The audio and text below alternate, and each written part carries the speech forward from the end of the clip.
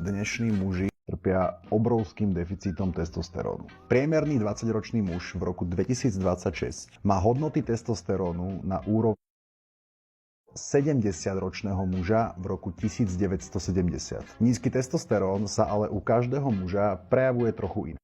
Preto si dnes popíšeme 4 typy mužov s nízkym testosterónom. Typ číslo 1. Fiflena. Keď budem chcieť ísť večer von, tak pôjdem a vôbec sa ťa to nebudem pýtať. V čase, keď je Waldenová žena tehotná, musel Walden odsunúť svoju rodinu na druhú koľaj a obetovať sa za jeho najvyššie hodnoty. Išiel estetickú úpravu svojho nosa, pretože sa mu zdalo, že by mohol byť ešte o trošku krajší. A možno mi poviete, že Fiki, ale veď možno si ho dal spraviť zo...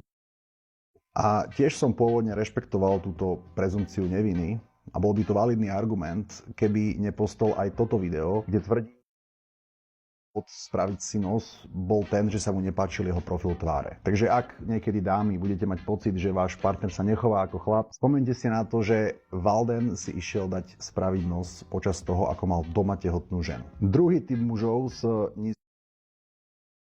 je tzv. Gec.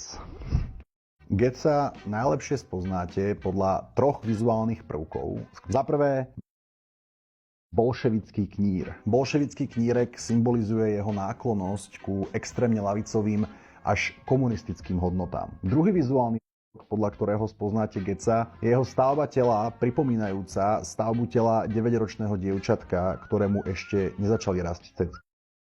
Sú slabí ľudia, pomerne neschopní sa brániť voči viac menej čomukoľvek. Tretí typ muža s nízkym testosterónom